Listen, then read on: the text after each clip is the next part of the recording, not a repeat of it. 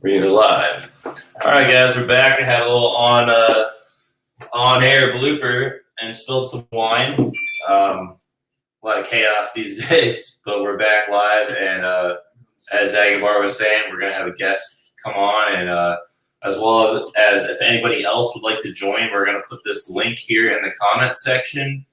And then you'll be able to click that through using Google Chrome, and you can join us and hop on and talk about what we're talking about tonight, which is obviously the coronavirus is an emergency broadcast. Everyone's lives are changing. We're comics that love to crack jokes in the midst of this, but at the same time, we're going to give you our knowledge or what we think is going on, and it's an open platform. So here's the link here.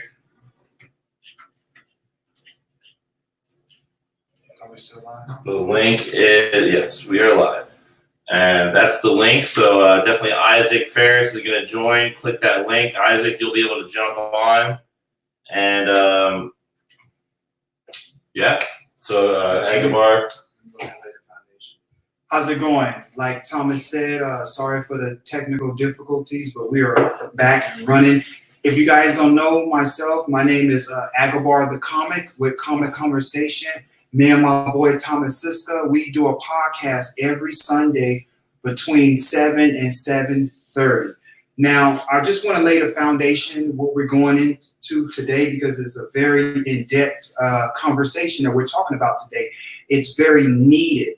But I did post a post stating that we was going to be dealing with the fallen angels as we dealt with episode 2 on last week, right? No, last week we postponed, but the week before we were talking about how that the fallen angels are actually controlling the world today through your Illuminati, through Freemasons, just controlling everything. So we was going to go into that, and one of the topics was how they were actually living in these bunkers. You have people today that's building underground homes. So we were going to expose that these people that want to live underground and live in these bunkers or in these tunnels are actually people that are actually related or actually the fallen angels, because who would want to live under the ground? And my question is, who are you running from? What do you know that that the people don't know that's coming? So we was going to expose that, dealing with how the fallen angels have hijacked the world. But today we have a special treat for you guys. We also have a great comic that was on one of my first podcasts. His name is Isaac Ferris, and he came to my house and we did a great podcast. But he's going to give us his wisdom and his knowledge dealing with this coronavirus, because and let me lay the foundation. When I lay it good, I'm gonna let you guys speak, but I have to lay this foundation, Thomas, because this is such a very needed discussion today. So with this coronavirus, I'm going to bring it on the spiritual level, and Isaac and Thomas is going to bring it on an earthly level, meaning where I'm going to state how through the Holy Bible, which is not a religious book, it's a history book. So I'm going to be bringing out scriptures showing you what's going on today, because this coronavirus thing is not going to stop. It's going to keep going and going and going, and it's preparing the people. What I say, what Agabar the Comic say, we're going into martial law. We're going into being quarantined. It's Big Brother having more control on the civilians. And there's a scripture in the Bible that talks about that we won't be able to buy or sell. So it don't matter right now. It don't matter how much money you have. It don't matter what kind of comedy card that you're pulling out. This thing is affecting, this coronavirus is affecting everybody on some type of level. So we're going to go in it today. And Isaac, am I on right now? Go ahead, you're on. Yeah, man. I was told there would be no religion discussed. Oh, boy, you hit me on home run. Shit, man. Am I the best expert y'all could get? Well, we don't just talk to experts. We like to we are called Comic Conversations, so we go to the comedians first. I don't know if you call them experts on anything, but I'm not even an expert comedian, yeah, but I'm glad to be here, guys. So hold up, you say you don't want no religion. You don't want me going to the Bible. I'm fucking with you, man. It's your show. Do what you want, man. I got a lot of knowledge just through research, but no. I mean, we have to. It's not a religious book. It's a history book. So, hey man, can I say something real quick? I was just watching a little bit of last week's episode while I was waiting for y'all to get your shit together over there. And Agabar, I think that's really fucking great what you were doing, man. Going around telling jokes to infected people. That's what you did, right? So what is? Yeah. No, last week when we postponed, I said Agabar couldn't make it today due to the coronavirus. He's doing missionary work, telling jokes. Oh yeah. Uh-huh. Was that true? That is true. Okay. I've been doing jokes, actually sign language jokes. You know. Wow. Yeah, learning how to, because my one-liners are so, I'm so articulate, and so I can control my jokes that now I just been like doing little one-liners in sign language to disabled people, because I also work at a disabled school now. Dude, so, that's dope though. That's really fucking cool, man. Yeah. That's really cool. Yeah. I just want to say that off the top. Thank you. Yeah. So what do y'all want to talk about? Well, I had a couple things that I wanted to at least share some research that I've done. So first of all, make sure that you guys can see this. Can you see this? It says Illinois mayor signs executive order granting power to ban sale of guns and alcohol while addressing the coronavirus. Yeah, I can see it.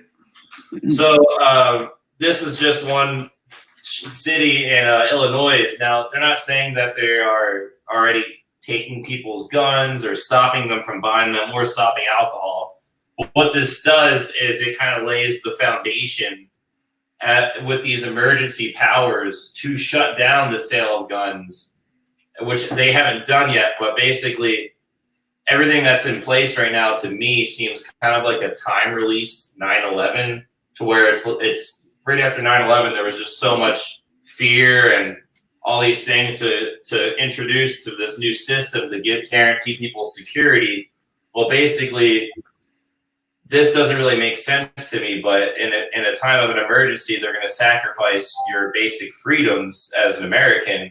And I think if it comes down to martial law, a lot of people are going to want to use their rights as American citizens, whether it be to buy guns or whatever it is that you believe in that you're free to do, is going to be taken away under this military-run law. Now, we're told that we have to do this because it's the only way to stop it from spreading, which part of me realizes, like, all right, well, if we're going to do this, let's get it over with. Like, let's just all hunker down, wait for this to pass by. Yeah. But for me personally, my opinion seems like this is like the soft rollout, like a beta test for something that could potentially happen after this. Like, this isn't as fatal as something really horrifying could be, but this is laying the foundation and getting us ready for whatever the next virus comes around. It's like, all right, the routine. Things are stripped down, and when they start introducing things like, you're not going to be able to buy guns, you're not going to be able to go to work. Like, pretty much everybody is going to be out of work. What sounds like a week from now.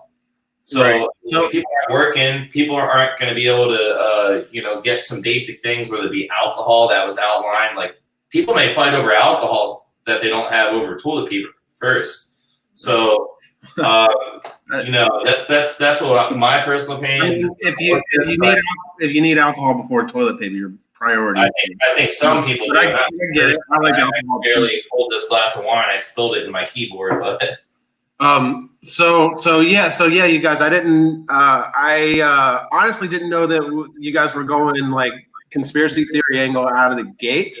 Hold up. First of all, but I mean, I have a lot of thoughts on like stuff that happened after 9/11 and all that stuff, but like, I haven't. It's not so much of a conspiracy. I haven't my personally I haven't wrapped my brain around this stuff enough to be like thinking about the angles that the government is trying to use this as a tool to induce martial law, like they certainly can, all that stuff.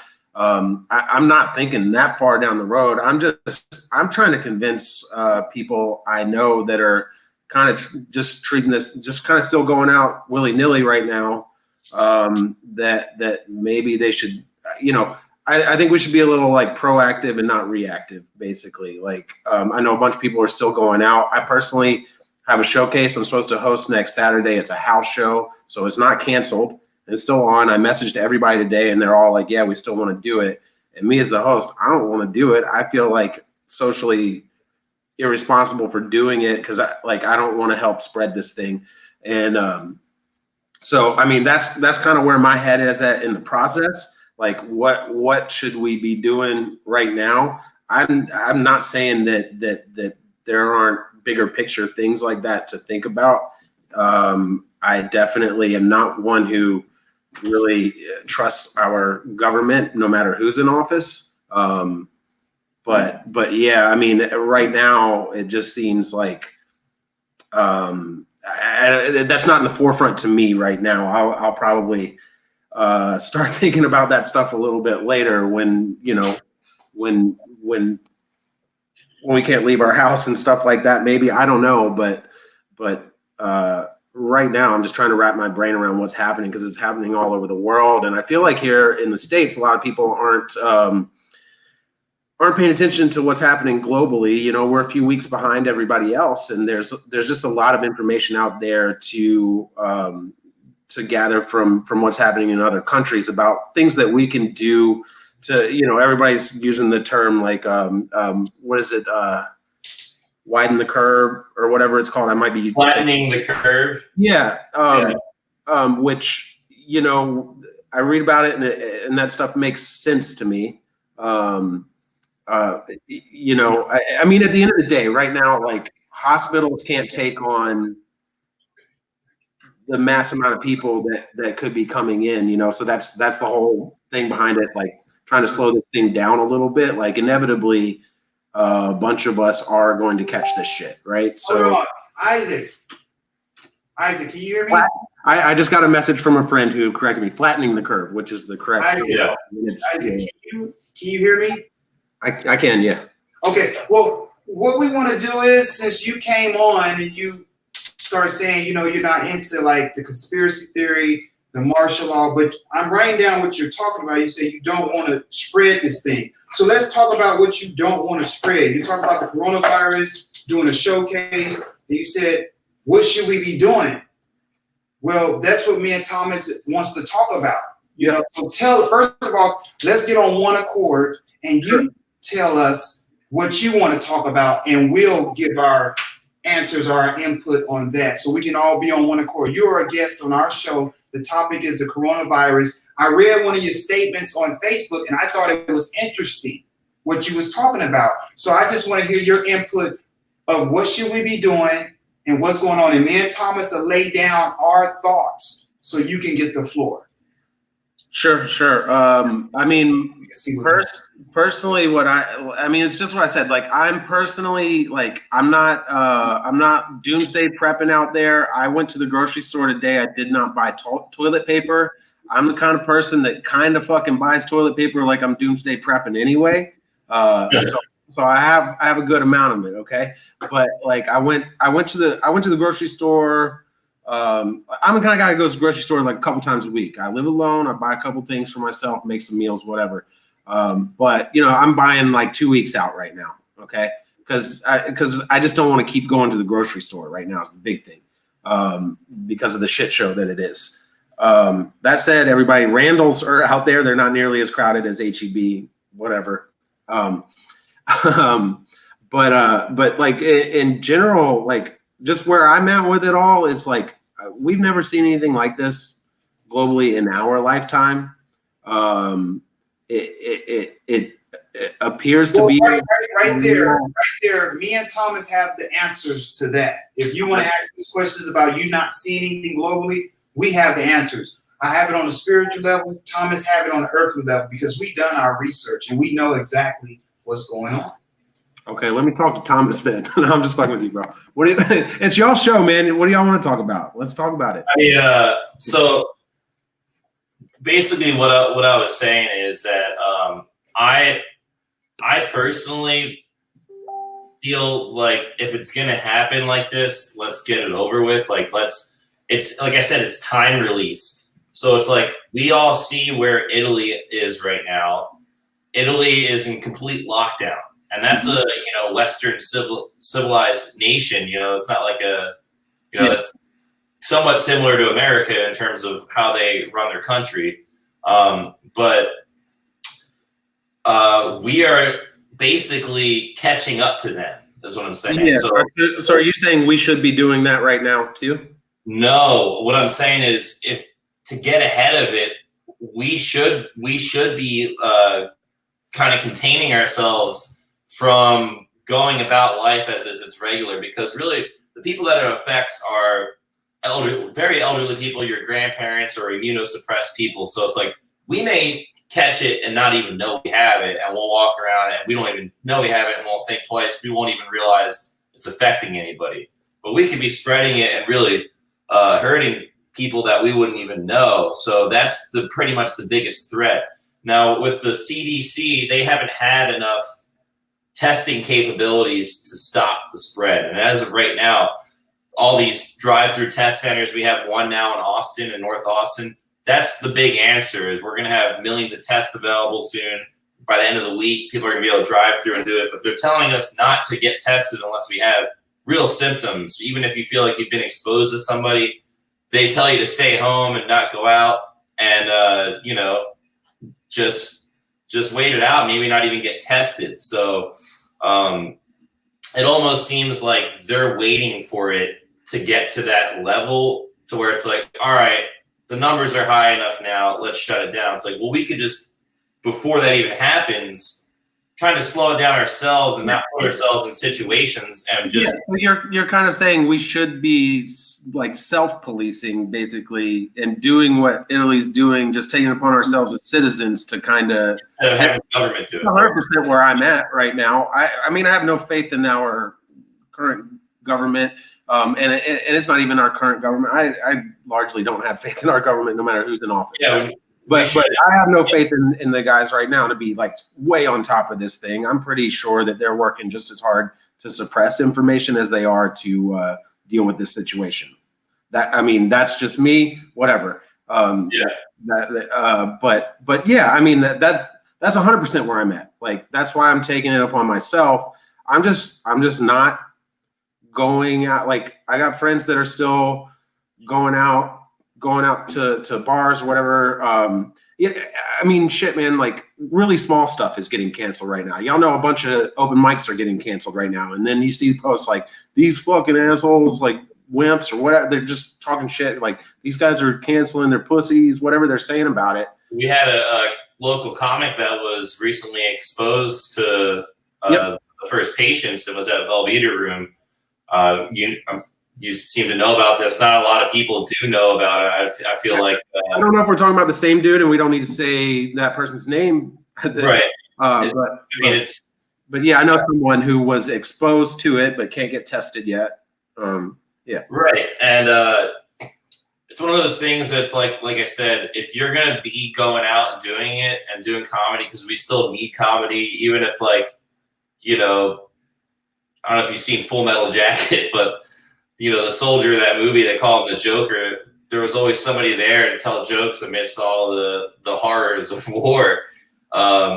Yeah. So, I mean, it's a pretty out there analogy, but basically what I'm saying is that people are going to want to go out and tell jokes no matter what the danger is, no matter what. Like we're crazy, Yeah. Well, and I got a paid gig for dudes. They want to go get that money right now, of course, right?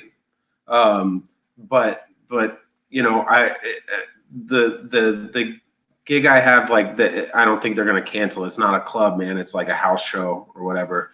And I'm not casting any judgment on them. I guess I just me personally feel like I get it. Like you said earlier, people our age. It's affecting people older, whatever. But we're all carriers, right? So like, first, So we should give a damn. Personally, yeah, I think so. I mean, I'm stressing. We should be I'm stressing real recommending- bad about my mother right now, who Right. is not listening to shit. She knows everything, and she doesn't believe it, and she lives her life in bingo halls, man.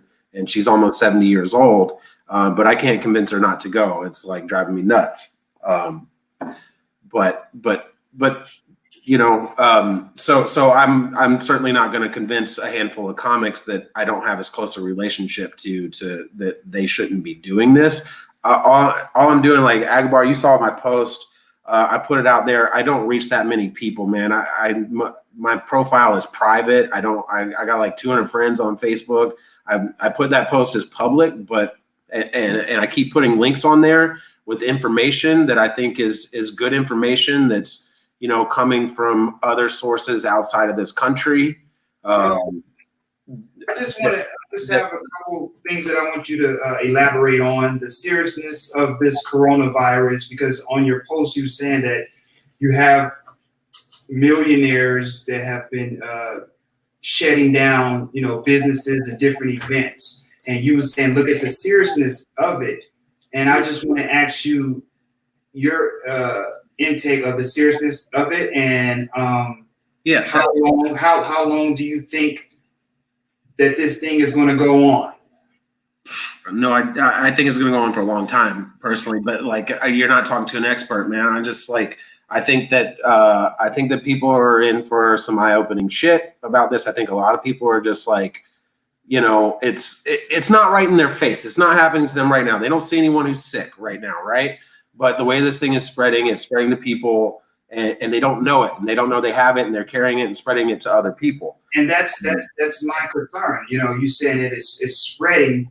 So once it get out of hand, which is already out of hand, because there's numerous of people that have, that have died from this coronavirus. What is it possibly you think that it can lead to after? Because I heard that right now we're looking at like in April, either 14-day or 30-day quarantine where we have to stay in our homes. A lot of people are not going to be able to go to their jobs. You talking about far as going to get food right now, the shelves are empty. So last time when Austin was running out of gas, people were going crazy. So now look, we talk about something else. People were filling up 50-gallon drums of gas that in containers that aren't meant to hold gas, and they were taking them home and they were melting in the back of their pickup trucks. I mean, we're not that smart as people. We need a little guidance. Like especially here, man, we go nuts here in this city. I don't know. I don't have a good example of what people are doing in other cities. I have been reading a lot of shit from Italy, and a lot of it is like they're not trashing us or talking shit about us. So they're like, I feel so bad about how Americans are handling this thing because they see us like fighting over fucking toilet paper in supermarkets. And these guys are like in it, like they're in it, man. Like the people are fucking dying around them and whatnot. And they're like, we're not doing that. We're just chilling out. And like, if you guys have seen videos, they're like standing out on their balconies, like playing music together and shit and whatnot. Yeah. We're like up at Walmart's trying to just struggling, like fighting people over toilet paper. Well, if I lived in Italy and one of these DJs were out on their balcony, like blasting music middle of the night, I'd probably be like, yo, shut the fuck up. My grandfather's dying in here. Yeah, I mean, so listen, man, the first time I saw one of those videos, like on a comedic level, I thought of Coming to America, like the yes, fuck you too, that scene where he's singing in the street. But man, I see it, and I see a bigger thing there. Like there's some beauty in it, man. There's like people are taking this opportunity to figure out how to be human beings a little bit and be a community and whatnot.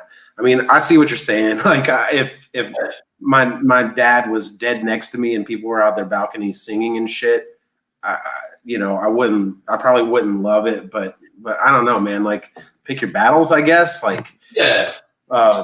you know, people got to live their lives. I mean, They're just trying to deal the best way they can, man, and they're doing it better than us right now.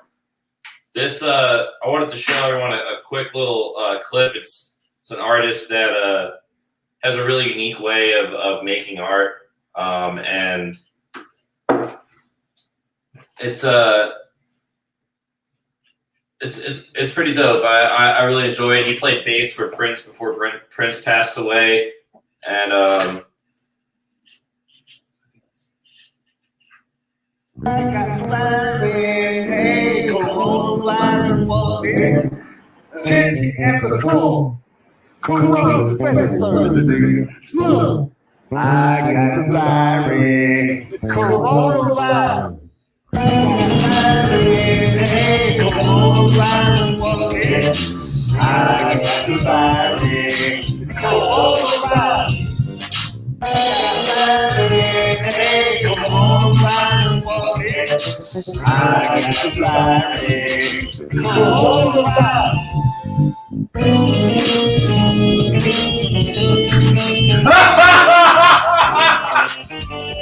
Oh, snap. Hey, who's the guy with the guitar with the green suit on? that's Mono Neon. So yeah, so he makes like videos where he'll take like a clip from YouTube and he'll hear somebody talking and he'll accent their voice into a melody or a groove. Yeah. And you know, that's kind of what we do as comedians in a way, is we find something like the coronavirus, whatever is the hot topic, things people are scared about, even dark stuff. We kind of have to find that edge and make it still appropriate for people to enjoy life and laugh about.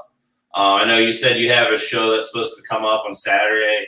Agabar and I are supposed to do this show on Thursday. We have the background here. That's at Waller Creek Pub on Thursday night with like 15 comics. I mean, what I'm saying, if we're going to be doing these shows, we should be wearing gloves. Let's not shake hands with the host. Let's, you know, wear masks. If you got to wear a full suit, Right. So that's good advice for you guys as the comedians. But how do you feel about people like in the audience? Well, from what I understand as of right now, they're expecting people to be here still forced out by the unofficial music week. There's some people that are still coming that have these flights to Austin. They know the shows are canceled, but there's going to be some amount of people that are coming in here. We've all seen it. Shit's popping up and then also getting canceled very quickly. Right, and we're only allowed to have 250 people in a place. So I mean, I don't know how many of us are bringing 250 people out for one of these showcases, but I think a lot of these bars can still fit within that capacity, and they're still trying to make money because people need to make money. I mean, I'm going to work at a restaurant as of, you know, tomorrow. I'm working a double. I'm supposed to work 2 doubles Thursday or Friday. I don't know. So I'm like, working overtime trying to get money, and I'm downtown on Congress. If you and Agabar are on the bill, then there'll definitely be less than 250 people. So right. All right, whatever. I mean, I don't know. Like the thing is, like the number, it was 2,500 people like a week ago or whatever. You know what I mean? So like even 250 people, I'm just like, ugh. Like I don't want to be around 250 people personally. Like right now, and I'm not trying to be like that, like super freak out person. Like I've been out in public. I went to the grocery store today. I took my dog. I took my dog for a really long walk through the neighborhood today. I took her hiking yesterday. Like I'm taking the opportunity to like just do some like introspective thinking. I'm working on some jokes. I'm working on like some material and writing and whatnot, and like hanging out with my dog, man, like doing stuff that like you know, you get caught up in the real world and you're like, oh, I gotta go out, gotta go do this show, gotta go have this fun, gotta go on a date, whatever the hell you do. And it's like, you know. What about making these coronavirus jokes? Should people be kind of careful about offending somebody? And if you do offend someone, could you just be like, oh, I'm Sarzy? Yeah. So I mean, I don't know. Like jokes are subjective, man. No matter what you say, you're gonna. Almost everyone's gonna piss someone off unless you're like Jim Gaffigan or something. You know what I mean? Yeah, it's kind of hard to avoid not talking about it, though, right? But it comes down to like, I mean, someone told me a long time ago when we were talking about what you can get away with saying as a comedian. Like, if I were to pose the question to you, what am I allowed to say as a comedian? And the answer is, I don't know. What are you allowed to say as a comedian? It really just comes down to you as a comedian. Like, can you pull it off? Dave Chappelle, I watched the Dave Chappelle thing recently, where he's giving an interview talking about, I don't know, it was an interview, it was like on stage or something. I just remember him saying, like, I have known a shit ton of racists that do comedy that I really respect their writing. You know what I'm saying? So that's the weird thing about comedy. It's like a lot of comedy is going to be offensive, right? I have a question from the audience. I don't mean to cut you in, but we like to address these questions. And one audience, she said, if I decide to go to the store to get some milk, because, you know, she said, would she be protected if she wore a mask? No. I mean, wait, why are you asking us? So this. Well, So I think, you answer. yeah. So she answers. She said she wants to go. So the answer is yes, you will be protected because the virus is transmitted through droplets. Mhm. So if someone were to cough, billions of these files are coming out, and if you're in the line of fire, those droplets could get on your mouth and then into your body. Now, if you have a mask on, that's going to at least shield you from getting the droplets on your face. They also say that the virus is airborne, so that's what I heard. I thought so it was airborne. Yeah. it's going to provide you a certain line of defense, as if someone were to cough or sneeze near you, it's going to guard you. Now, if the virus is still kind of floating through the air, and you, depending on what type of mask you have, it may be able to actually still go through. But I think the mask helps a lot, and what it does is actually, if you had the virus and you didn't know, it's going to prevent you from coughing and sneezing on other people. So the masks are good. So that's what I've heard. I read an article myself about the mask. Like, the biggest thing it does is prevent people that may be carrying it from spreading it to other people, because you're just containing your shit inside your mask. If other people around you aren't using a mask, it's like, sure, it's not going to go in your mouth or your nose right away while you're next to them, but it's going to get on you, whatever else. There's a lot of information out there about like how to, like what to do and how to protect yourself. Rashard Kareem here has another question for us. Can we still jack off? Perfect. I mean, I know I haven't. I didn't hear that under martial law you can't do that. I think as long as it's in your house, I don't think you can no longer do that. You can't in Utah. On stage. But yeah, there's gonna be a lot of that probably going on for a lot of people in quarantine. So by the way, Rashard Kareem, it's an interesting thing. Like, I want to ask you two, actually, I'll hijack your show and ask you guys a question. What are y'all hearing about people like on dating apps right now? Oh, I have a friend who uses Tinder pretty heavily, and they send out this notification, I think a couple weeks ago, like telling you to wash your hands and use hand sanitizer. My buddy thought for a sec that Tinder was notifying him to be like, hey, by the way, you should probably get yourself checked. That last girl was seeing a lot of different, people. But you should probably just assume that on Tinder, especially if they're swiping on your ass right now, guys. I'm actually on two dating apps. I'm on Bumble and Tinder, and I get notifications when I get swipes because I have some money. I pay for the extra shit, but I'm getting way more swipes than ever. Like, people are sitting at home bored swiping. They're looking for somebody to bunker up in quarantine with. I changed my can I read my Tinder profile right now? It's kind of funny. Like, this is me making jokes during this shit. But I changed my Tinder profile to say, we're in the middle of a pandemic right now and you're still swiping. Wow. I personally am exercising social distancing from everyone until this thing blows over. And then a few more months of social distancing after that from everyone on Tinder, because if you're hooking up right now, you're nasty. If you think the Rona, if you don't think the Rona, if you don't get the Rona, you're definitely getting something else. But seriously, if we survive this apocalypse, we should get together and fuck like bunny rabbits later. So you're playing hard to get in a way. That's probably why you're getting a lot of hits. maybe. I mean, yeah, maybe that's the angle after this shit too. But I mean, I changed both of my profiles. Basically, say something about like, why the fuck are you swiping on strangers right now? That's so dumb. Yeah, I mean, if people have lifestyles they're not willing to give up. Yeah, that's tough. That's tough. So back to what was his name? Kareem.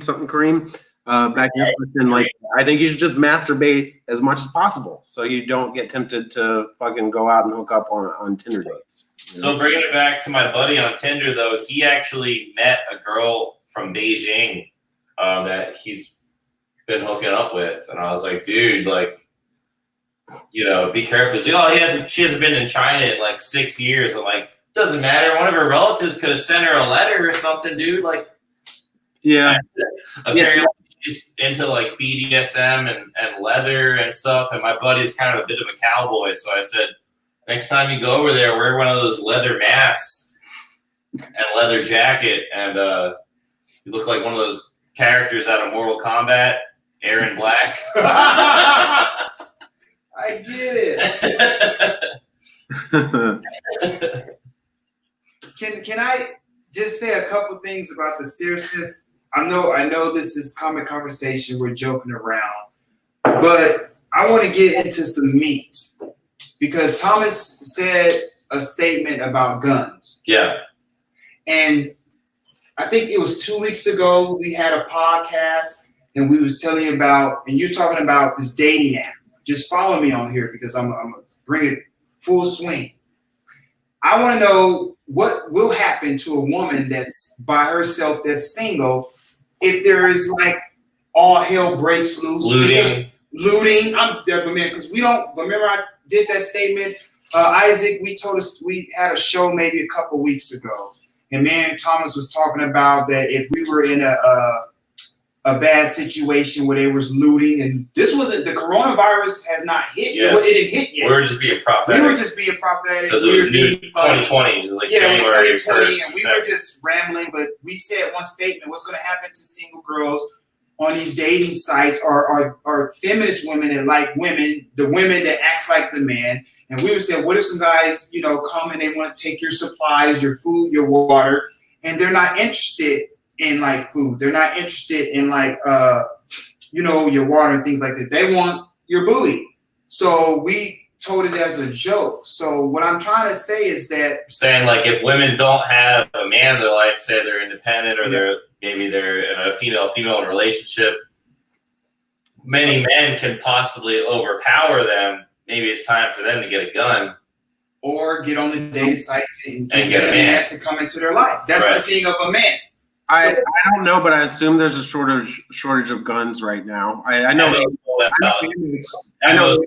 a can. Ammo and toilet paper are like gone. Yeah, hold on. But my suggestion, if you're a single lady right now, move to Italy right now. It's much safer. I don't know.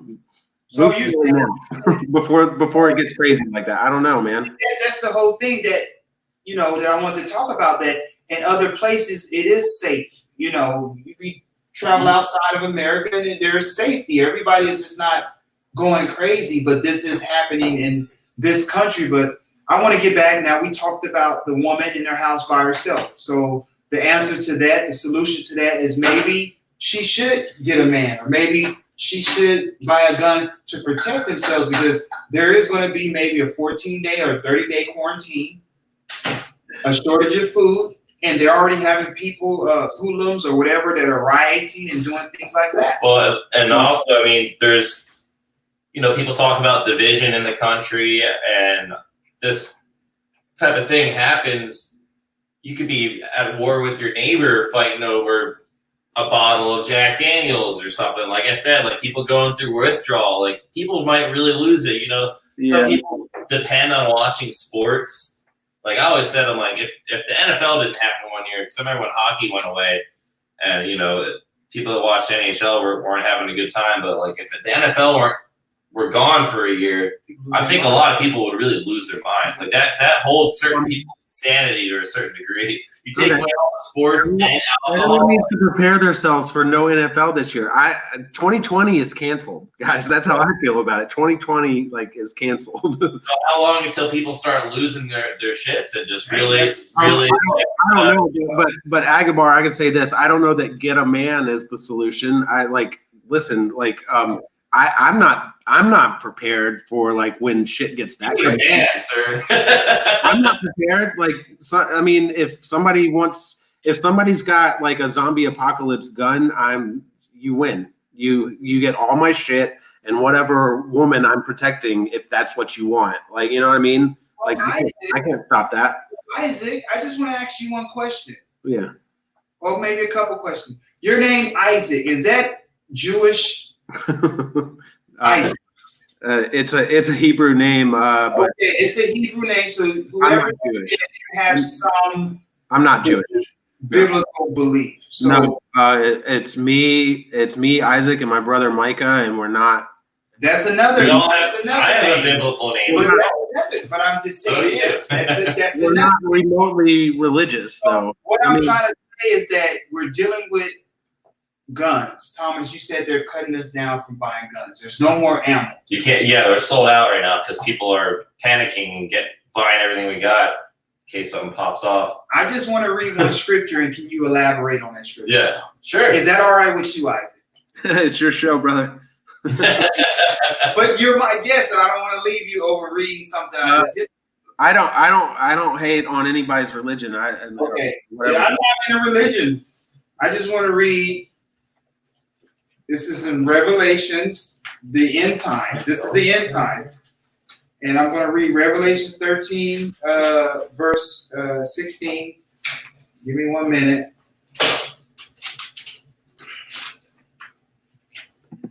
Okay, here we go. It says, Revelations 13, verse 16. It says, and this is Revelation. This is the end time. And he calls us all, both small and great, rich and poor. So it don't matter if you're rich. It don't matter if you have. It don't matter if you're poor. So that's what's happening right now with this coronavirus. It's attacking people on all different levels. A lot of people believe that if they have money, they can get away or they can buy their way out of anything. But this thing is going to hit at a level where everybody's going to be affected, whether you're in jail. So it don't matter if you're free. I mean, it don't matter if you're in jail, you're locked up, or if you're free like us. So it says that, NBA players are getting tested. I mean, That's so what I'm saying, yeah. money will get you to the front of the line. okay, but it says, rich or poor and bound, to receive a mark in their right hand or in their foreheads. Now this is verse 17. And that no man might buy or sell, save he that had the mark or the name of the beast or the number of his name. Now this is Revelation. Now many people interpret these scriptures different ways, but I brought this out because this is happening now. Buying or selling, you're not able to buy certain things like a gun. You know what I'm saying?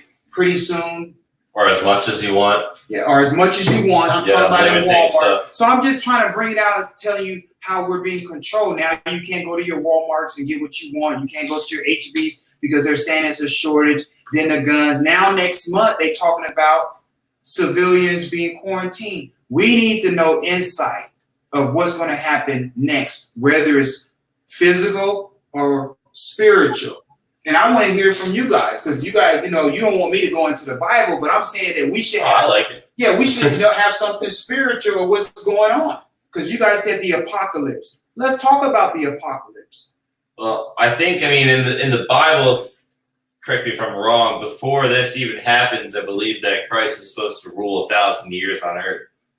Before all the dragons come out and things start getting really bad. So I think that this potentially, I'm very optimistic. I think that this could actually be less apocalyptic and more of a anti-globalization thing, to where it kind of cuts off the system that we had to introduce more sovereignty to nations, and kind of detaches from this, where we're all this global community, and we start taking care of ourselves more locally first, and maybe kind of screening through some of the things in place that were holding us back to be able to take care of ourselves.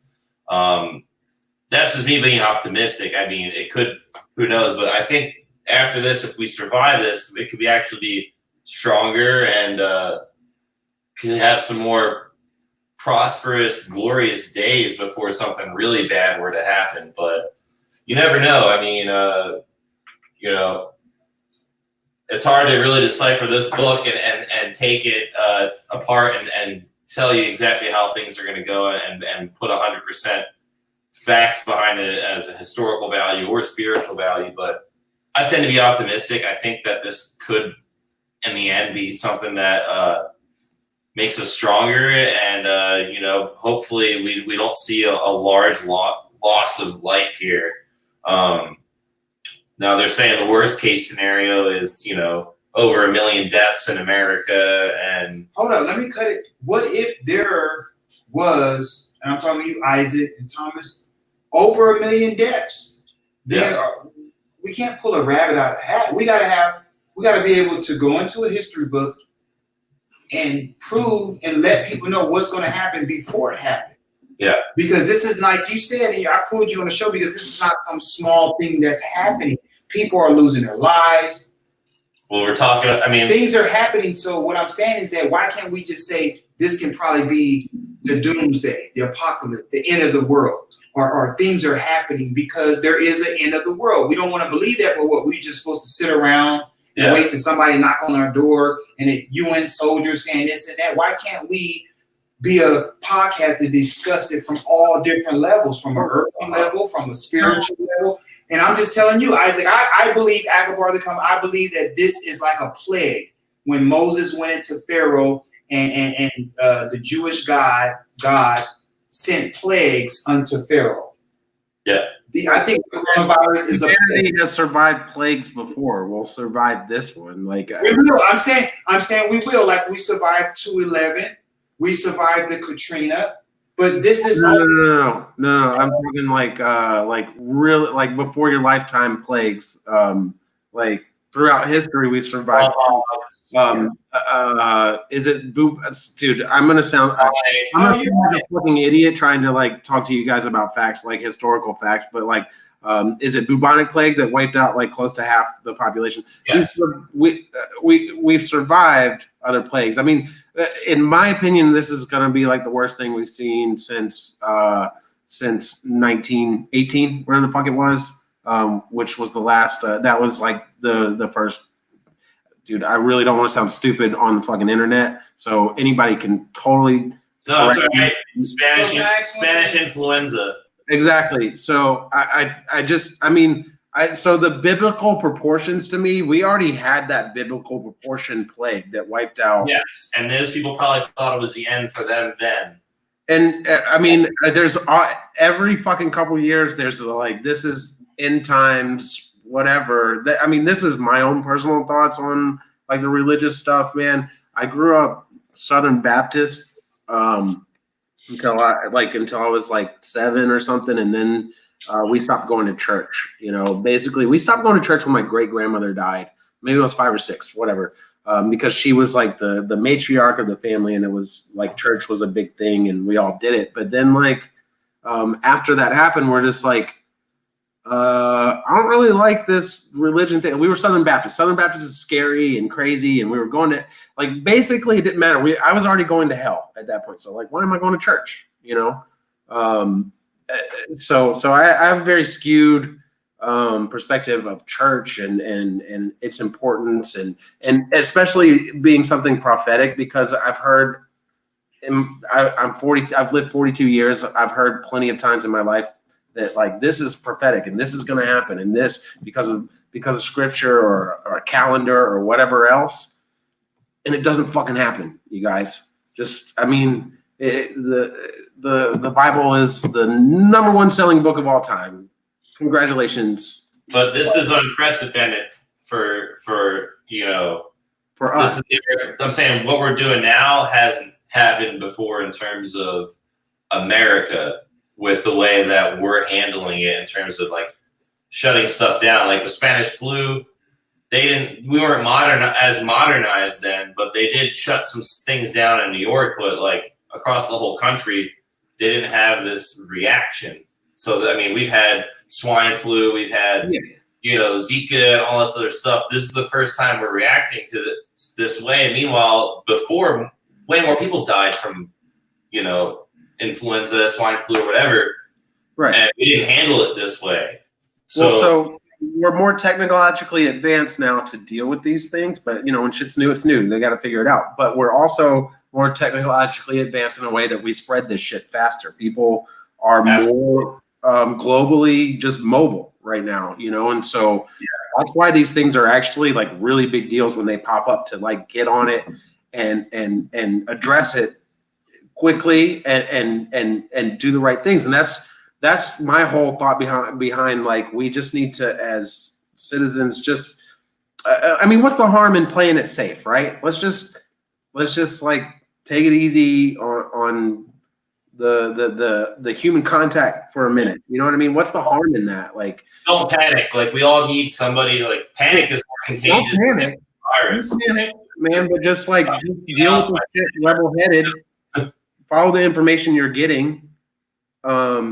Information we're getting is try to minimize your interaction with other people, keep a 6-foot distance, whatever. Like, fuck, man, I like keeping a 6-foot distance from people. I don't really want to be that close to motherfuckers anyway.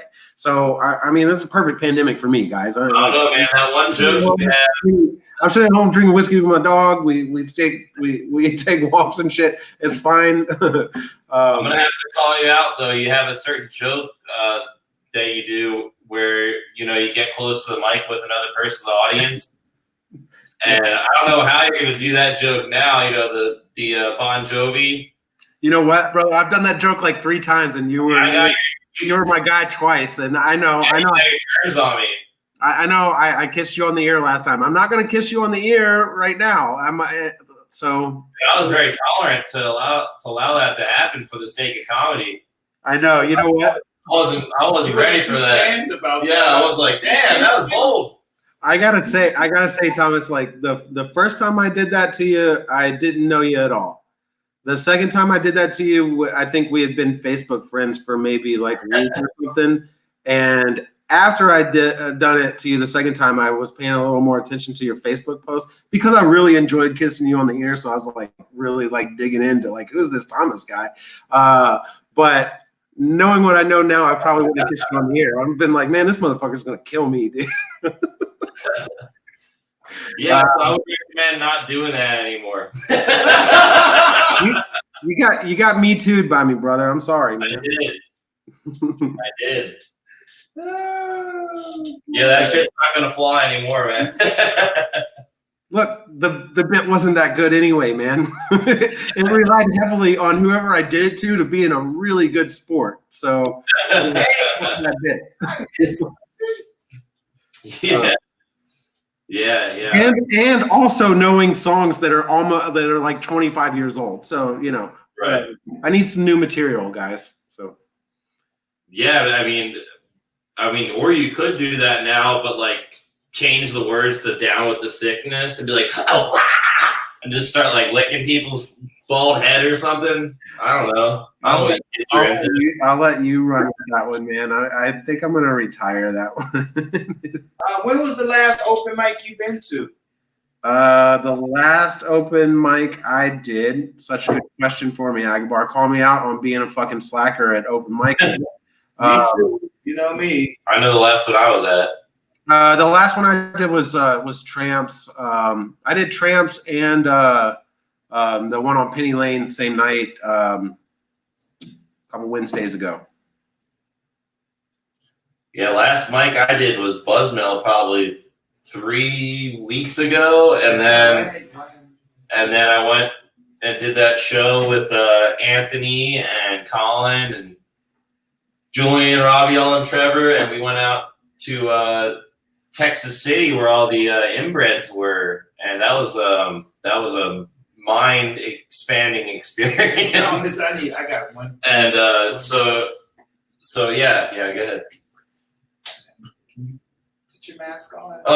The mask. You very So, What is this? I If you mean, had this on, I I need to recommend- know what's going on with the mask. yeah, I actually spilled the wine because of this, but I recommend people this. This ain't is nothing his getting through quarantine this. mask. There's nothing getting through this. Look at that shit. Now my visibility isn't great. I spilled wine earlier, but I can still see.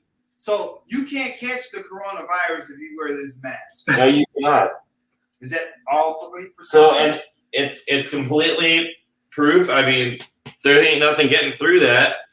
There's a little hole in the air How do you underneath my breathe? chin How do you here. breathe? Under my chin. Now what you do is you put like heavy garb over this area, and then you can put like a little straw and have like a breathing tube and put a filter on it. Yeah, I think it all works. as long We as need you- to start, if we're gonna sell out a mask, we need to start making stuff around the house. Well, I mean, they anything. they have like half a mask, but they look like a whole mask. Yeah, this is it. I mean, you don't But want to what's get the cushion? You get a It's cushion. a- it's Oh a- yeah. it's a- Uh-huh. Can you see through that? Holy Yeah. shit! Oh, nice. So, Yeah. dude, it's a sweet mask. You still gotta step your mask game up a little bit if you're gonna hang with Agabar. Yeah. He's got the best mask game in the business. You just need The three of us collectively are the three best prop comics in Austin, probably. So what if so this show on Thursday, I'm gonna be coming out in full gear. No one's gonna rent. Are you? If the show's going on, I am not playing. I'm coming out like I'm entering Mars. Can you tell me about this show? Where is this show? I don't even know. You're on the bill, man. We're at Waller Creek Pub. It's right there on 6th Street, right before you get to 35. We would feed Red River and 35 right there, right across the street from Easy Tiger. It's that little Why don't side you send street me the between poster? 6th and 7th. And we got 15 comics on the bill. And I want everyone to dress up like the guy on the poster that I made in the full, get the Hold on, gloves. let's give out some shots out. Who's going to be on this freaking Let me- showcase? I'm sorry, guys, but I didn't know. We got this big showcase. As of right now, it hasn't been canceled. Anthony Zamora was producing it and landed the gig. I'm gonna see if I can pull the full poster up for everybody real quick. 1 minute, Isaac. Let's go into this little Oh, show. you're good. I love this. I know at least half the people on that thing are great. Yeah, it's actually a pretty. I never been Pretty to a cool. showcase with 15 comics. Yeah, it's supposed to be still kind of like a South by, This is a South oriented kind of thing. This was our. Yeah, so I had 10 on mine, which is still on. I don't necessarily want to promote it because I just talked about I'm probably bagging it, but yeah, I get it. Like it's kind of cool. It's kind of fun, like festival level But shit. yeah, we need a. It's called. So the show is called Safe Space. So we want everyone to be safe. We have a couple surprises. What's the topic? We talk about the coronavirus. This is this Thursday. I mean, Oh my god! it's it's about still being come out and being safe and dangerous jokes, but safe health wise. I'm gonna go ahead and pull this poster up real quick. Here we go. So here we go. Share this screen here. So this is the poster, folks. Can you see that? So yeah, we got a lot of a couple seasoned comics on there, a couple newer open micers that have been really beefing up their sets, and like I said, it's called Safe Space Unofficial South by Showcase. That's this upcoming Thursday. Waller Creek Pub. We're still going as of right now. It hasn't been canceled. You guys come out, wear gloves. Let's bring our own mics. Let's not shake the host hand. But let's do this. Let's show how you can still do comedy in the middle of a global pandemic. Corona freaking virus. Yeah. Yeah. So, hey, shout out to like Ashley Overton and Luis Noe, Candace Medina. Those are like three of my favorite like just go hard female comedians in Austin. Yeah, it was pretty cool that Anthony landed some really funny female comics. I know that they're also been doing comedy in the area for a while and very consistent and good comics. Yeah, I don't know if you guys have seen Louise yet. She's from San Marcos. She's really funny, man. She's really funny. Don't think I have, but yeah, excited to see everyone set. And I mean, like I said, Where you at on there? You on there? yeah, I'm on there. You're on there, and yeah, I'll send it to you. Like I said, there are people that potentially we wouldn't even know if they've been exposed. We could have been exposed. Anybody could have. So let's just be super cautious about this. So Still gonna go out and do it. Let's just be protective. So Thomas, are you seriously going out in like full on hazmat gear? Because you're like me. You're kind of like trying to do the social distancing thing. Are you going like? What are you going? Yeah, to look like? I'm gonna do it. Yeah, I'm gonna do my set in gear. Yep. Okay. I don't know how, like, to what extent I may go and get the see if they had. Last time I checked, I tried to get a real hazmat suit. All they had was XL. Well, they probably don't have anything right now, bro. You wear your mask. Paper, I'm sure wearing hazmat suits. Hey, if Thomas wear his mask Thursday, I'm gonna wear my mask. Yeah. And I ain't brought it out in 2020, but if you wear yours, I'll wear mine. Right. And we should get like a hot toddy special going, just to, get down and clean out those molecules. Hey, you heard it here first. Hot toddies cure the coronavirus. Yeah. Cheesesteaks. I saw something about water cures it, which is amazing. Amazing. Water cure. Oil, garlic. Yeah. Oh, I love it. I love it. What else, man? Conspiracy theories, religion, what are we talking? So, I mean, yeah, I think that I'll be, as of right now, going to work this week. I expect not to be at work the week after that. I think this is going to be my last. I think it's going to be the country's last week of work if you're in service industry, if you're doing Uber, if you're if you're in the medical field, you're going to be working overtime. If you're police or ambulance or that stuff, you're going to be working. How about Uber and delivering food? No, I think they're going to, from what I... If it comes to delivering food will if it comes to that, like where we're like telling people it's going to be like government regulated food delivery, I would imagine. On drones are Are you guys going to pay like Uber Eats fees for fucking delivery right now? Maybe drones, Amazon drones, right? Or National Guard is going to. Yeah, so, I mean, like that's in New York, right? Already. They're bringing that to Excuse me, sir. This is Captain Ryan, right? Did you understand me? But why are you at my door? You are a UN soldier. Why are you at my door? Because next time I'm not going to do, I'm going to get your ass.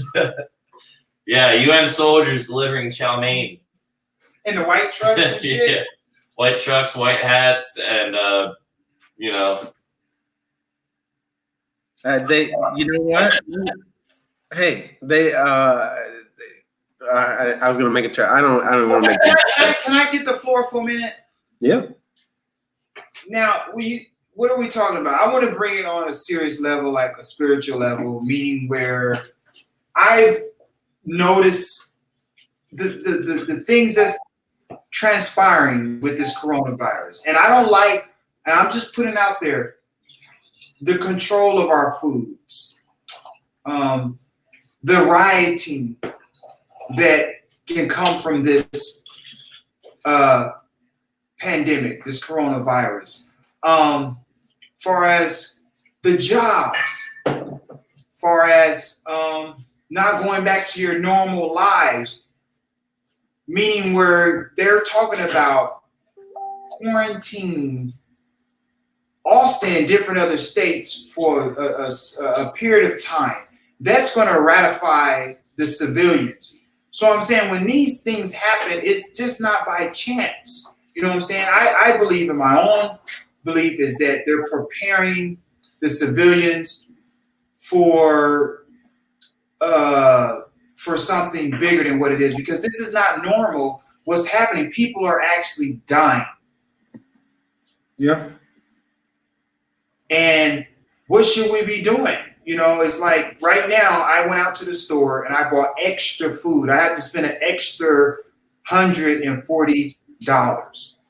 And I just stocked my freezer, because the worst thing that happened to me when Austin was low on gas is that I didn't fill up my tank, and I was doing Uber, and I had to drive all the way to Pflugerville or Buda just to fill up my gas tank. So I'm taking precaution on. They should be regulating this shit, man. Like, people shouldn't be able to buy all the toilet paper.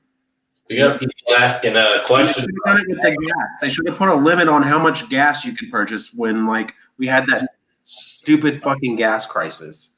But you know, I don't know. I don't know what the answer. This is why I'm not in government. I don't want to deal with these things, man. I just, on my end, I went to the grocery store today, man. I didn't need to go to the grocery store. I was just like, Walmart, where? I'm buying more canned goods and frozen shit than I usually buy. I'm just gonna get a few of those because, like, in 2 weeks, if it's really crazy, I just want to still have some shit in my fridge or whatever. And you know, but yeah, man, Don't touch your eyes, Isaac. Say again. Don't touch your eyes. Dude, oh man. No, but I dab a little of this, dab a little of this. We're fine. no, my buddy shared something on Facebook, and he got flagged for false fake news or false whatever the policy is. But it's like one of those memes that says every election year we have a virus, and it's like, you know, 2004 SARS, and just like every 2 years it has something. And then he got flagged, and it said, one of it said that it was like false, and the other one said what was the wording? It said partially false. And then I like clicked the link, and they're like trying to go into details of how it's not real, and then it's just like, well, actually it started in 2003 and then it made its way to 2004. It's like, whatever, there's something going on every election year.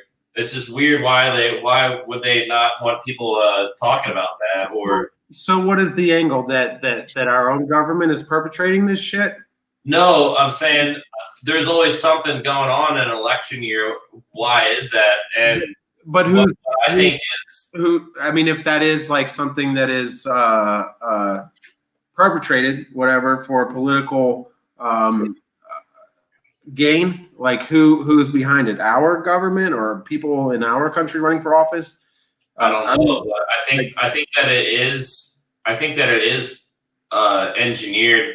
If I had to take an educated guess, I think it's some type of bioweapon personally that somebody created in the lab. I don't really buy the official story that it's a bad case of food poisoning from bat soup, although bats do carry SARS, bats carry Ebola. Coronavirus is another strand of SARS. So these bats have these things. You can get sick from eating a bat. But interestingly, Thomas, you're the first person I heard about any of this shit from before I started like going down like the deep dive into what all like. First, you were posting videos about eating bats, in Wuhan, and then you had the first post that I saw about coronavirus and shit. Oh wow. Yeah, I didn't yeah. know that. Well, I mean, I get my news from Facebook, so Yeah, I mean, you're my lead conservative reporter. well, that's what that's what they said when it came out. They just had these videos that they'd play, like, hey, check this out. It came from this market, and then they show the girl at the market like chewing on the bat. The way they actually prepared it was they put it in a boiling pot of water. They bring it to your table like it's a lobster, and you pick out which one you want. They don't clean it. They drop it into a boiling pot, and then they drink the broth. It's the delicacy. Yeah. So other places clean it, prepare it. They know how to get the stuff out of it. But if you don't know this, Wuhan is where they have their biochemical lab at for their main hub for China. So they have viruses like this in a lab 4 miles from this market. Right. So if I were to do like a deep dive on the conspiracy theory shit, like yeah, I would be way more inclined to believe that these are Chinese biological attacks on us than like our own government. Right. It is impeccable. Yeah. They had protesters in Hong Kong for like almost a full year, and this happens. So, and then after a massive trade deal where they're pretty much, not necessarily benefiting the most from it, it's just really kind of levels the playing field in a way. Now they're saying they're already on the decline from it because the way they handle it is in a dictatorship, so they can really get some people sick and then round them all up, gas them, whatever they're doing. We don't really know what they're doing over there, but they're telling us that their numbers are going down. Meanwhile, Europe right now is like the huge outbreak zone where it's just like falling apart. Those are scary shit to think about, and I don't think they're out of the realm of possibility, man. Like, the thing is, like, Thomas, how old are you, man? I'm 30. 30. So I'm 42. When I was younger, I really bought into a lot of conspiracy theories. I was around in Austin when like Alex Jones wasn't a nut job. Everybody's like, yeah, he's preaching the fucking gospel right now. We should be paying attention to this guy. Like he was like in movies. But now as an older, I just somewhere along the line got jaded enough that it's like I can't fucking control people that are going to these lengths to do this kind of shit. What am I gonna do about it? So I just started getting jaded and like didn't stop caring about them. Yeah. I do still love a good conspiracy theory and reading about it, and I get engrossed in it. But then I'm like, okay, you're done. It's like a source of entertainment for me at this point, and I don't like push. Like I'm not like. I think these things are possible. All the shit like we knew about 9/11 and like JFK. I geeked out on JFK for like years. I geeked out on like who was behind the JFK assassination. But like at the end of the day, the people, if these things are happening, all these atrocities are being perpetrated by like sinister fucking people, they're all just way smarter than me, and they're gonna do it no matter what I think about it. Basically, it's possible that this coronavirus was pre-planned. Yeah, I think because the video you showed in the YouTube video, the black guy with the corona laughing. When was that video? Was that before? That was before, way before, right? No, that was recently, I believe. I mean, so people are still making jokes out because they don't know how serious it is. But the reason why people say that it looks engineered is because the delivery system of the virus. If you look at it, they keep showing this image. Like if you look at the Austin Chronicle, they have the actual like what the virus looks like now. They have it like tagged on everything so you can see it, but it has these spikes on it. It looks like a mine, like if you used to play Minesweeper or whatever. Yeah, little underwater mine. So the spikes are the delivery system, so it attaches to your cell and then transmits it. Those are the same type of spikes that you find in the way HIV delivers it, which they had never seen before in the other SARS families of coronaviruses. So it looks like somebody took an older strain and manipulated it to make it have these HIV characteristics in the way you get it. My thing is that how this coronavirus is ratifying the American people. Now, just with a coronavirus, how everything is shooken up here. It's messing with our daily lifestyle, our freedom. And they say this is a place of freedom of speech, freedom of religion. It just goes to show you how close and how close we are to being controlled. I'm just saying, look at this small thing, how it's the beta test. To me, it's a test, how one day you can wake up and you can never go back to your normal lives. That's what I'm saying. And that's why I want to go into like the apocalypse, end time, different case scenarios. Just by this, it's ratifying people's lives. So Agabar, man, that goes back to what I was just saying, man, is that like pretty much this is me as an older jaded dude who used to like really get into conspiracy theories and really believe it and not fucking. We're talking about millions of dollars of billionaires have stopped festivals, and you talked about it today. So I'm saying this is not some small thing like swine flu or different things. That opened my eyes really was like millionaires and billionaires are willing to part with this kind of money. Like, what the fuck is going on, right? Because they don't care. They don't largely care about our health, millionaires and billionaires. But so that was eye-opening to me. But man, what I'm saying is like the whole conspiracy. Like, I still to this day love a good conspiracy. I love theory. I love reading about them. The thing that you're talking about, Thomas, like the whole like I don't know if it's the same. Biotech company you're talking about that has the umbrella, like the umbrella Resident Evil logo. I mean, these things are like, whoa, that's like way too many coincidences. But in my own personal life, like, let's say that all of that shit is happening. What the fuck are the three of us going to do to stop it? Well, I think so. Here's the other end We're of the so much more advanced at perpetrating conspiracy theory conspiracies than we are at stopping them. You know what I mean? Like, what? Well, the other end of the conspiracy theory is that our government or our intelligence agencies are somehow involved in, if they didn't do it and release it, that they are basically using this as a smokescreen to go ahead and have some type of reset button on and clean house, basically, to where certain people and certain politicians may get infected, and they're in quarantine now. Well, we know where they're at now, so they're locked. They got the virus. They're in quarantine. We can go get those politicians, take them, and lock them up, and release these indictments that they've had against them for so long. And as soon as you release the indictment, they get arrested. So there's a far other conspiracy theory right now that thinks that this is like a United States coup d'etat, where basically the intelligence agencies, Trump, and whoever is part of this coup is basically going to start arresting Democrats, celebrities, people that they believe that are in this Jeffrey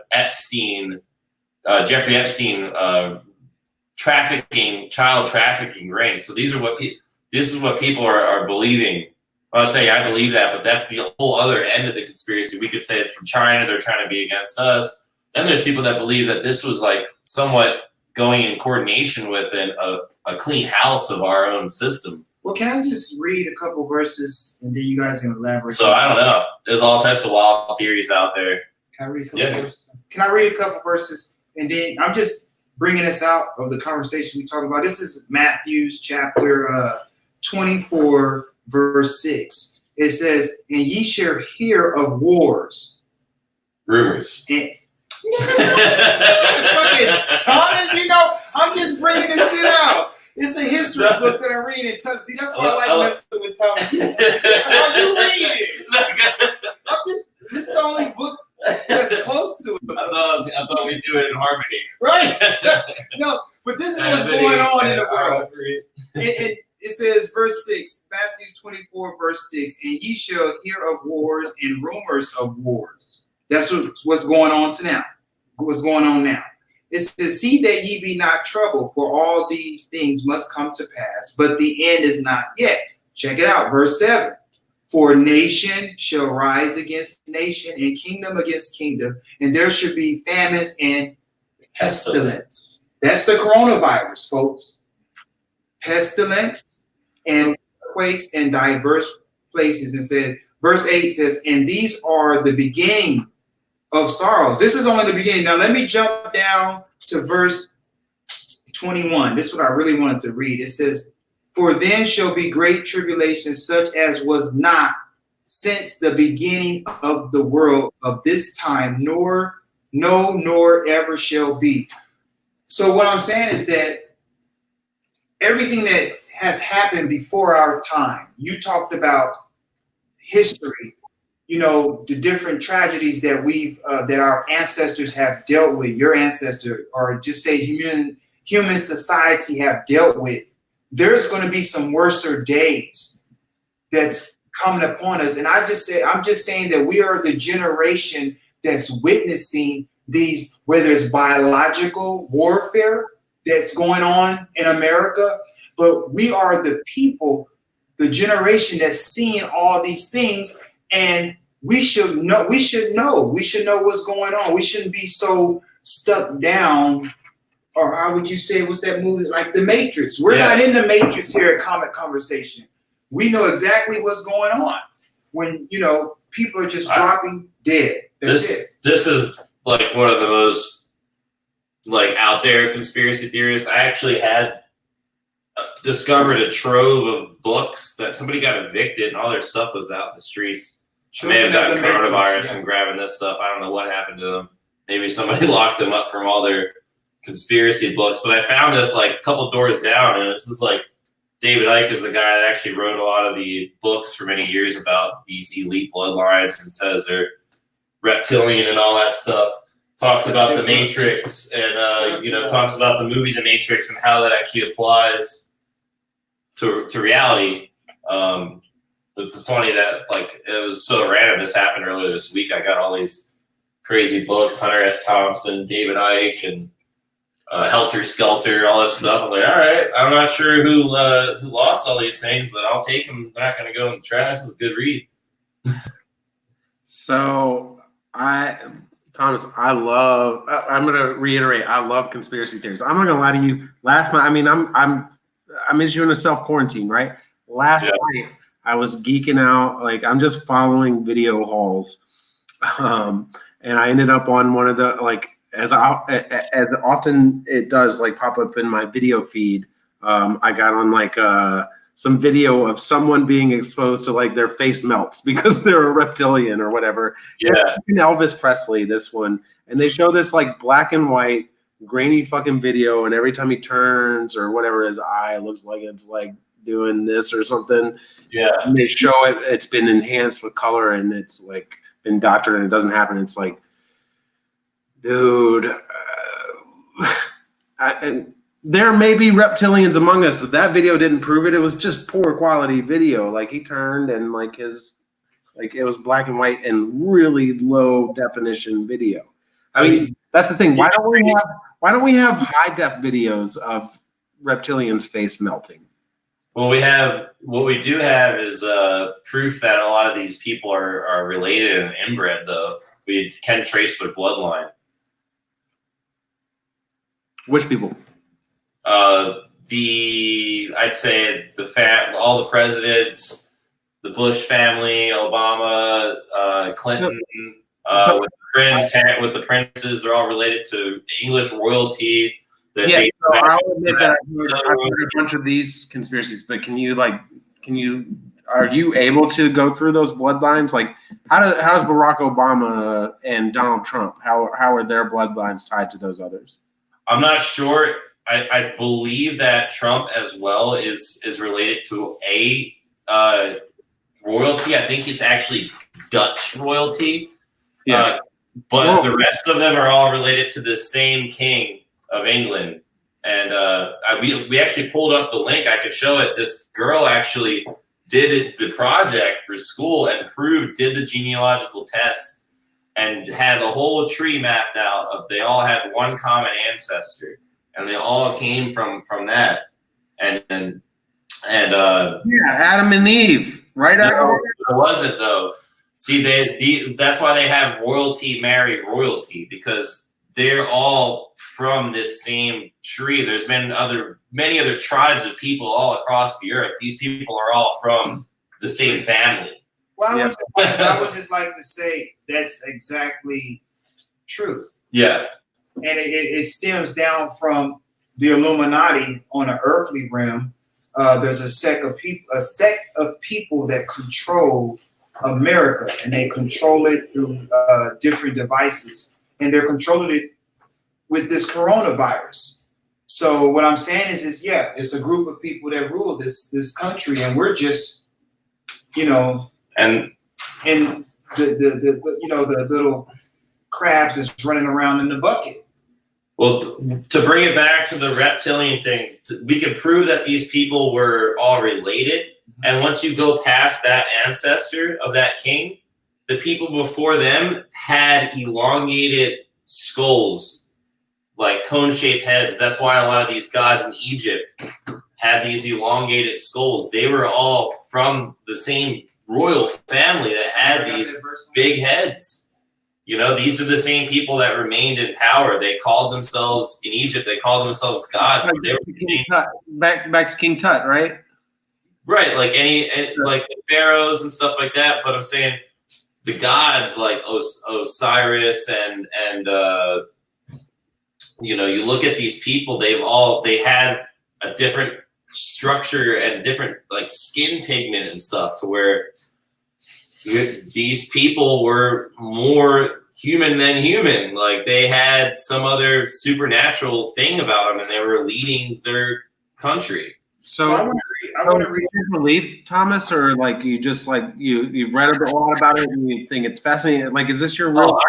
No. When it comes to, like, I can be a conspiracy theorist about government stuff all the time, but like when it comes to aliens and like crossbreeding with aliens, I am 100% like, no joke, like completely sold on it, just based on personal experiences I've had, encounters with UFOs. Doing my whole life learning about this stuff, I am 100% sold. Like, what's the personal experience? I mean, I'm sorry to derail the show. Wait, you have Did you have something you were about to say first? Yes, or? I wanted to read a little verse. Okay, we're gonna get back to my personal experience because I'd love to touch on that. But let's hear this verse first. And well, I would just want to elaborate on what Thomas was talking about when he said different skulls on the earth. Maybe you want to show that picture up with the guy finding a big skull. He was digging up. He found the giant bones. Yeah.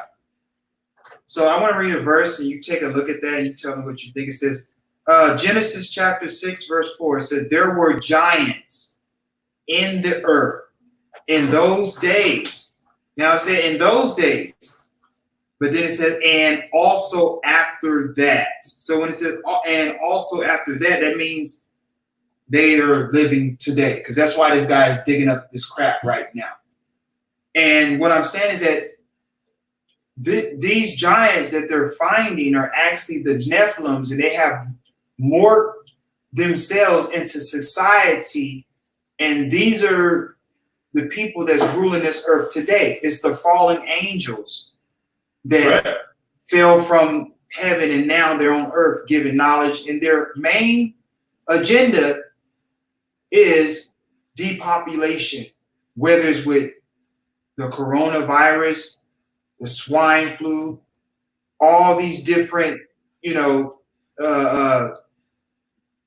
things that they're coming out with to depopulate citizens and humans.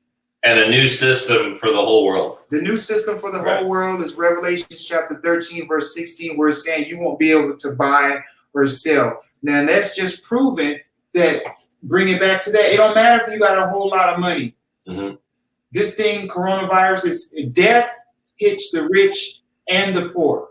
When they say we can't go outside, just because you got a Bentley don't mean you can drive down the street and go to Walmart. Walmart is done.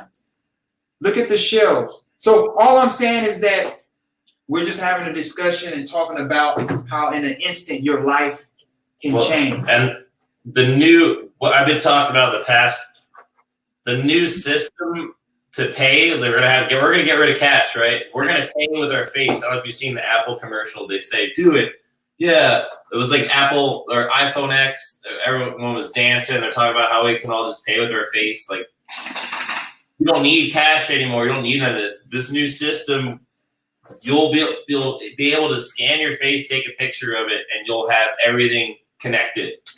Like that. I think the hierarchy should be built on like how fucking good looking you are, and frankly, I'm gonna be doing really well when that happens, guys. I think that may I'm play. paying this right here. This is my money maker. That's right. Y'all hear that? They can't actually. The ugly people, they may not even be able to read them as like if you're disfigured. It may not fit in the grid of that system, so they might actually be able to fly under the radar. That motherfucker was over here just biting all the face off. There's something funny there. You try to punch it. Take the whole side of my face off. Hey, Curtis, we got a puppy here. But no, I had an encounter with a UFO in Naples, Yeah. Florida. For real? For real. I had a witness with me, my friend Drew Prince. It was January 3rd, 2017 in Naples Park, Florida, which is the Gulf Coast city, right by the beach. So late at night, I was riding my skateboard and I was heading home from Walmart and I saw a craft that was flying extremely low above the residential houses on my block. And it was flying so low to the ground that it kind of drew my attention and some type of confusion, like, what's going on? Well, when I looked at it, it had 3 red circles that were in the shape of a triangle. And it was just hovering very, very low and absolutely soundless, not making one sound at all. So at first I thought it was a like military or police like helicopter or like some type of drone thing. And then I realized that it wasn't, and that I've never seen anything like that could fly that low without making a sound. I kind of got a little spooked out. I was like, told my friend, like, yo, fuck that. Let's go the other way. And then I stopped myself. I was like, all right, I'm not gonna be a pussy. Like, this is an alien. I don't give a shit. I'm going home. And I felt like Will Smith in Independence Day. And just went back to my house and passed it by. I didn't think much of it. Next morning, me and my buddy are outside. It's like 9 in the morning. And we're like, hey, remember what we saw last night? How crazy was that? It was like, yeah, it was so bizarre. And as we're talking about it, broad daylight, a straight up from afar, it looked like a craft with maybe some type of propeller or wing. But once it came into perspective and got a couple blocks in my neighborhood closer to me, it was a straight up disc in the sky in broad daylight with multiple lights on it, green, yellow, pink, orange, and it flew for about 1.5 minutes. And me and my friend just, both our jaws dropped and we just speechless, just watching it. And it just flew and kind of would hover like this, and then it would like zip, like to where you wouldn't see it just flow through. It made these movements to where it would zip over, and the next thing you know, it would be over here. And it did that for about 1.5 minutes, and it got next to this tree. Once it got next to the tree, it started shooting sparks out of it, and these little sparks started coming up, and then it bursted into like this, like it came out into a bunch of sparks, and they all sucked themselves inside of itself into some type of wormhole, and then disappeared in thin air.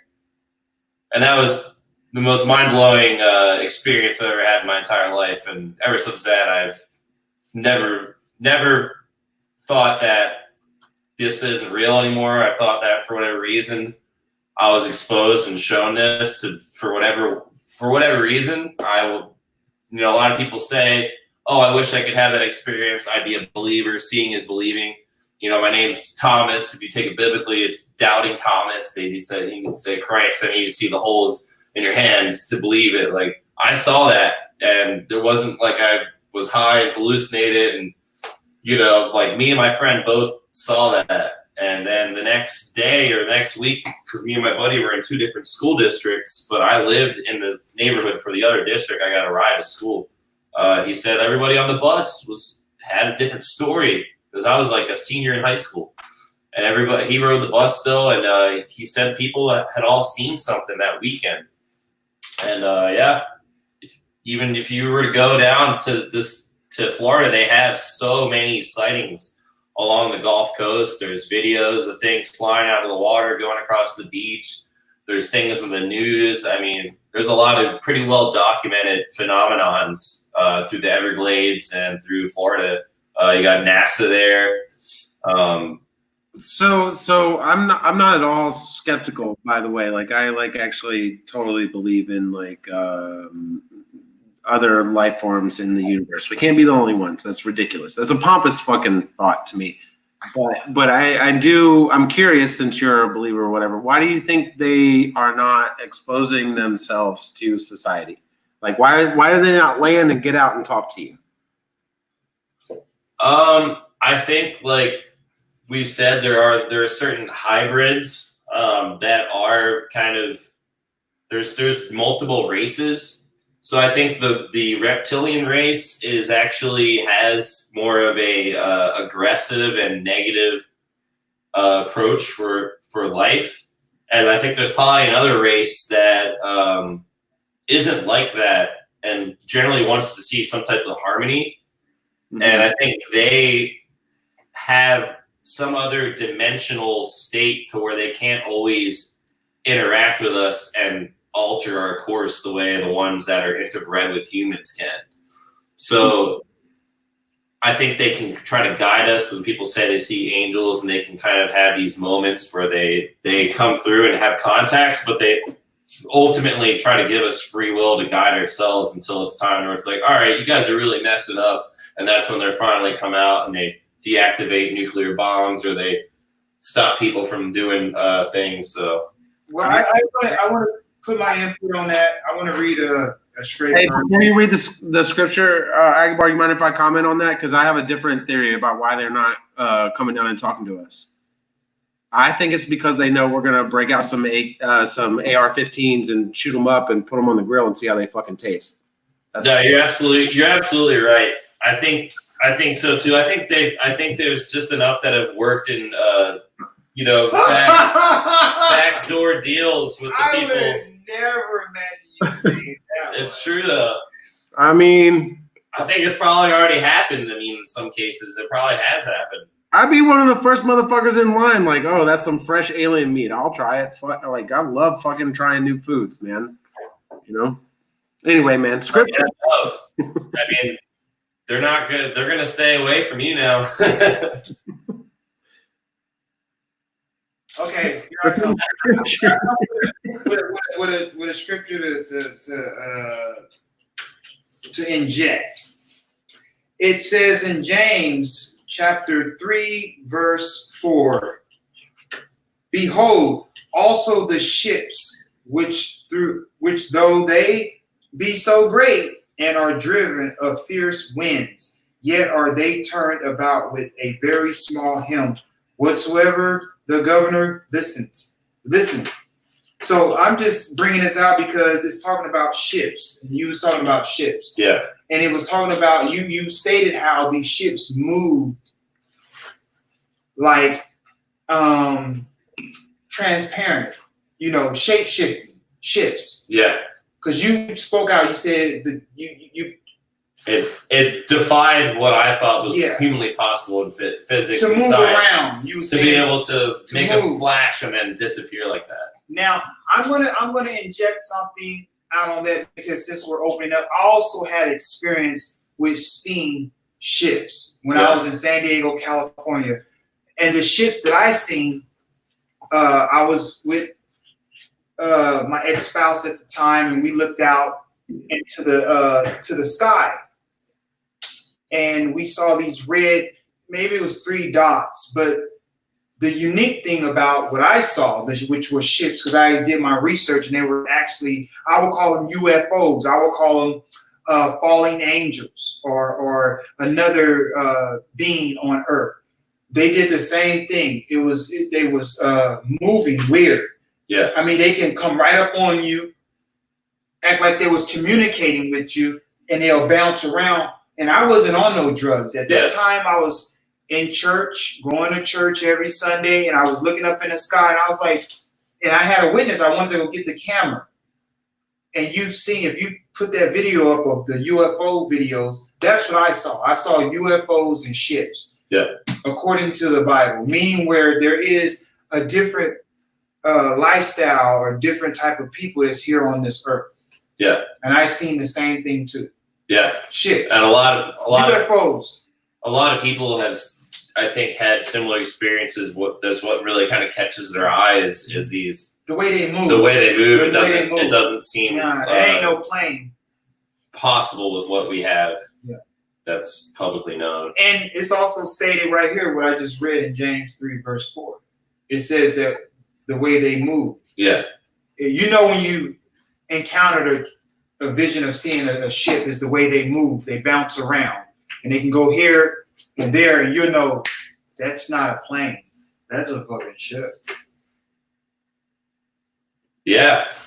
I mean, honestly, me and my friends, you know, we talk a lot about stuff that maybe thought of as out there, like you said, conspiracy theories. We're talking about aliens, but I always had said that 2020 is this like monumental year to move into a new age of whatever it is. It's just that number. It just introduces so much, almost like sci-fi stuff. You have Elon Musk that wants to do the Neuralink, talking about sending people to trips, private, you know, SpaceX, and what's the dude from Bezos is going to have his own company sending people to space, private flights to Mars and stuff. I mean, this is all starting to happen now. Yeah. So now we're having these viruses and all that stuff. It's like, this is a big, big year for. Well, so we love round numbers, right? And I absolutely buy into that. I'm not a big, like, I don't do New Year's resolutions, but like in my own life, when I turned 30, when I turned 40, that's when I did big reflections and like what I want to work on in the next decade. And I did that this year for the turn of a new decade. I was like, you know what? It's been really negative. Like everything's been like really just everybody and everyone has been so fucking negative for so long right now. My focus is I want to be positive in 2020. And it's hard to do as a comedian because you got to like talk shit about stuff too, right? But you know, a lot of my close friends will tell you I treat them like shit. You know, I'm like really mean to them, but like out of love. Like I'm from the East Coast, like tough love. But like I go out of my way to do nice things for them. Like I'm there for you in need and that kind of stuff. And I'm trying to like really accentuate that like I'm there for you in need kind of shit this year. But man, we're off to a rocky start. We're off to a rocky fucking start of trying to be like positive and like, hey everybody, let's like band together. And I don't know. That's why I like alluded to some of those videos of like the citizens in Italy. They're in fucking like just a shitty space right now, and they're making the best of it. And I found a lot of beauty in like what they were doing as a community. And hopefully from all of this, we'll get a little of that, because I don't think we have nearly the same like sense of community that countries like Italy do that we here in the States. We're kind of a fend for yourself, you know, go fuck yourself kind of country, you know. Italians are interesting because I mean, I have Italian blood. I mean, I know it's a little different once you become an American Italian, but you know, some of them are very much family oriented, and then other parts are very like they feel slighted. They just cut you out of the family, and they can be very divisive as well. Yeah, well, I mean, I'm getting money. I'm getting this shit from Facebook feeds, but what I saw is not a hoax. It's like just dudes in a community who are not allowed to leave their house. They're out on the hanging on drums and singing. But yeah, I'm sure. Don't get me wrong. I'm sure there's some motherfuckers that are like fuck all this singing. You know, I'm trying to sleep or whatever they're doing. You know, you're never gonna please everybody, but they're you know, whatever. I just like I would love to see us in this country get So some if we're, closer to that, to where here's what we do. there is a community, because we don't have a lot of that, man. We really don't have a lot of that anymore in this country.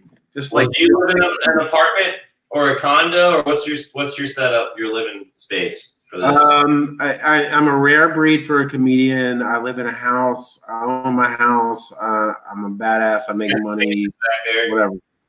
Yeah. So I'm not. So no, we got a lot- how are really- you gonna? Go ahead. Oh No, So I'm trying to break. I'm also trying to break that stigma. You don't have to be a poor fucking degenerate to be a comedian. Just you can you know, work hard and make some money and try to be that's funny funny, too. right? But I gotta work on being funny. I'm doing all right at being like fairly. Well, I gotta work on being funny. No, but what I'm saying is, even if you were, you know, living in an apartment or whatever, how are you personally going to do your comedy if you can't leave your house? Are you going to go live and do stuff, or what? Guys, I want to talk to you guys. 100%. I was actually going to ask this to you guys. Like, if we're like quarantined to our houses in like 2 weeks, I think it would be beautiful. You guys are already set up to do it, right? You got me. I was literally messaging you guys earlier, like, how does this work? How am I going to be like on your podcast from my house? I'm 42. I don't understand technology. But like, you guys are already set up to do it. Like, why the fuck, if that happens, dude, you guys, let's do a fucking showcase that you guys put on, right? Through this same format, and let's tell jokes. And it'll be weird because we don't hear the audience laughing, but fuck it. That's how we do it. I mean, let's do it, right? Let's start doing shit like that. Yeah, no, for sure. You know, I mean, we kind of had this set up and ready to go just to have another way to get our voices out, whether it's comedy or just of us having a conversation. We just improv and things become funny. Or if we just go in and enter like, hey, look, I got a set for you, because that's something we wanted to do anyway, to be able to be a mobile.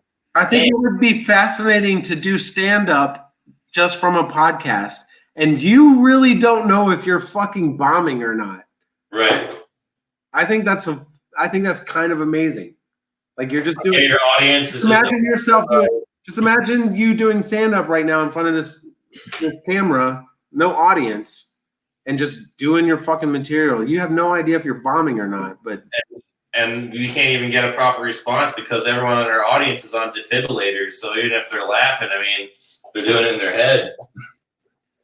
You got to adapt. You want to do some crowd work? You got to put a question out there, and you got to wait for some responses, man. Yeah. Like, text in some responses. We'll be still doing comedy, and people will have those little things when they're like, you have some type of degenerative disease where they can't move their hands, so they use their eyes to type, and they'll just be going like winking, like ha ha ha ha ha. That's the future right there, man.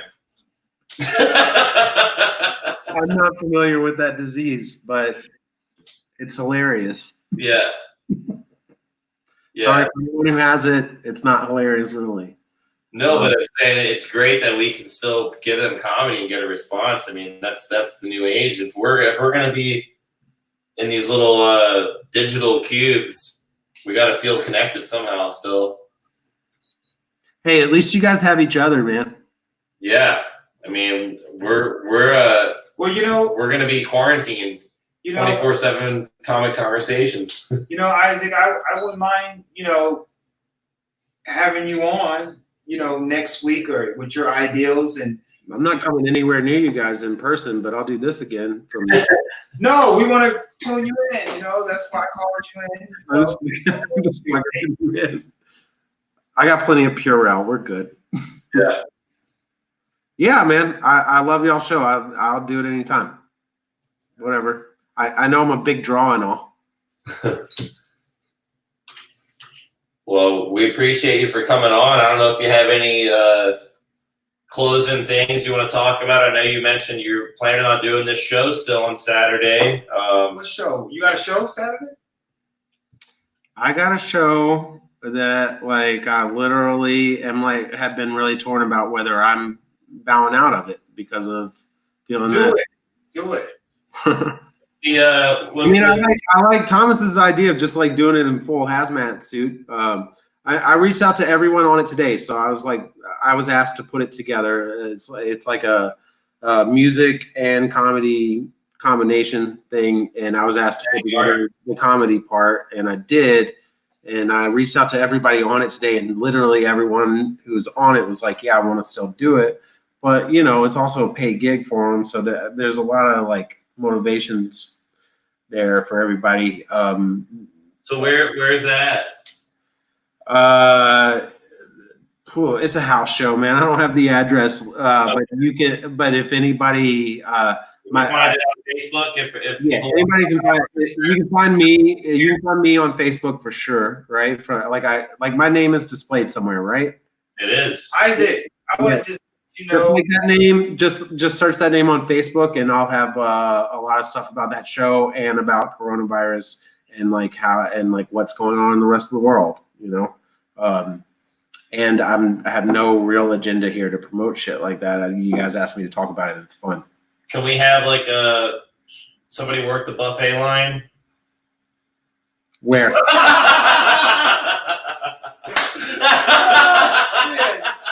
Yeah. That's an inside joke between you two guys. I don't get it. Who's working the buffet? Do you guys want to meet at the Golden Corral tomorrow? Yeah. Suck. Talk about coronavirus. Yeah. You guys should actually do a live podcast from the Golden Corral. I want to make a sneeze guard that they have in the buffets, but for people's faces. Okay. Yeah. I've seen some amazing pictures on the internet, man, of how people are like shielding themselves. I'm probably going to be one of them too. Did you see Thomas go for like an hour and a half worth of material? And now he's just rolling though. He's like going on. Well, we were pretty serious for so long. Now I'm just feeling silly and getting excited about comedy again. This is Yeah. yeah. And we should that's the thing too. It's fucking serious times, whatever. But like right now, people don't need to be grabbing their guns and killing their neighbors for toilet paper and shit. We should just still be like a community and like trying to tell some jokes to each other or whatever we do. I like that a lot. Isaac. That's true. Yeah. I like that a lot. Yeah. If they come, if they come in here uninvited, though, they're not going to be happy with the results. Say that. That part. I'm not saying I'm worried about anything. I'm just saying we're ready. I'm not playing around. It's all fun and games, but until somebody wants to. Don't incriminate yourself right now. Don't talk about anything that you're not legally allowed to have. Somebody's asking for Bad News Bears if they want to come in here looking for toilet paper uninvited. With a shitty ass. Yeah, I don't know if it's gonna be the dog, me, or what, but they're not gonna be happy. Yeah, I'm gonna bend over and let them have what they want. I don't know. Want your booty. I got what am I gonna do? If somebody comes in here with a massive They come to your door, they don't want your food. Yeah. They don't want your water. Yep. They want your booty. Yep. And you say you're willing to give them that. More Isaac Ferris, more like fair ass. Yeah. I mean hey, that's your name right there. I wouldn't do well in prison, guys. I wouldn't do well in prison.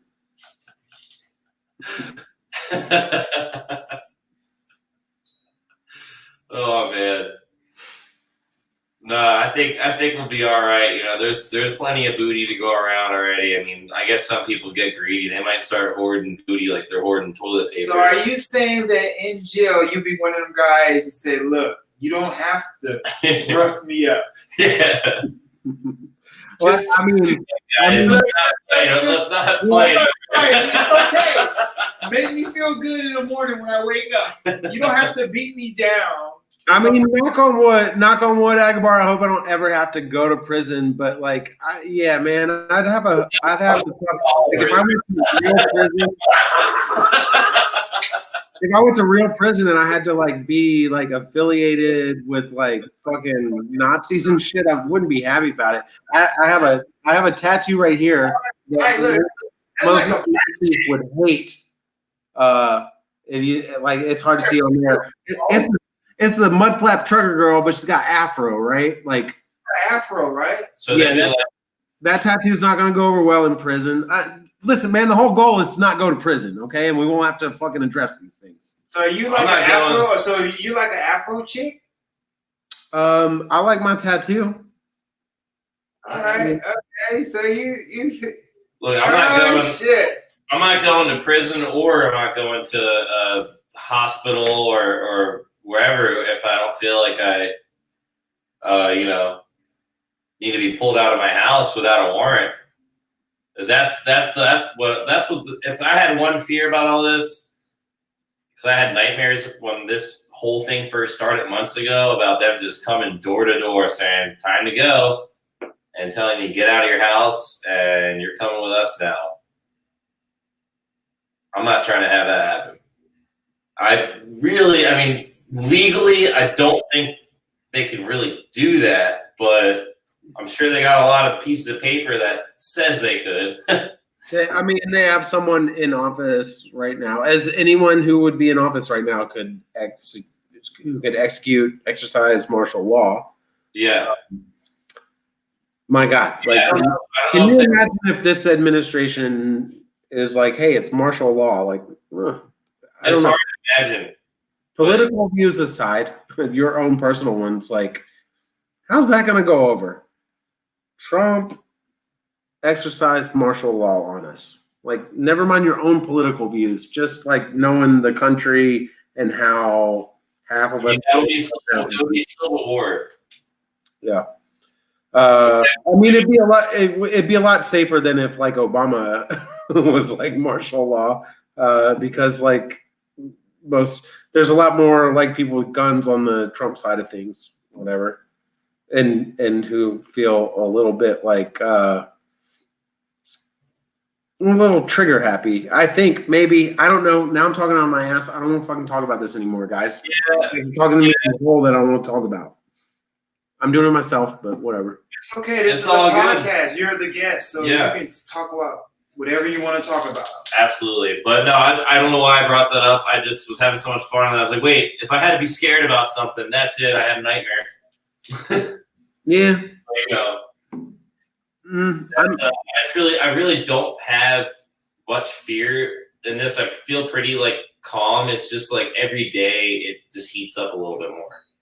Absolutely. I don't have fear, but I also at the same time don't have a lot of confidence in the people I'm supposed to have confidence in right now. So that's why I'm trying to stay ahead a little bit by paying attention to other.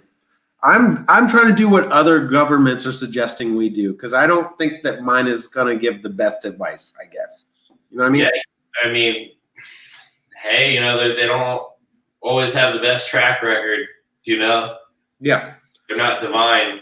And like I said, it's not even political for me. I don't care. Like, if this was the Obama administration, I just always don't trust whoever's there.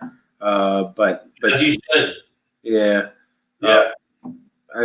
There's socially. I'm socially as liberal as you can get, but beyond that, like, I just don't trust a lot of people who are in politics for a living, because they're a lot of shills, man. So I don't think many of them are concerned that much about me and you, no matter what their affiliation is. Right. So Well, I think we're going to be closing it up. If you like I said earlier, you're going to have that show. I have myself and Agabar have the show still going on Thursday.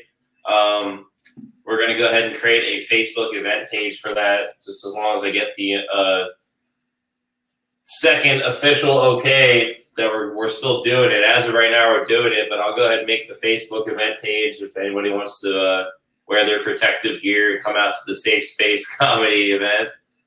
And thanks for coming on. Getting closing statements.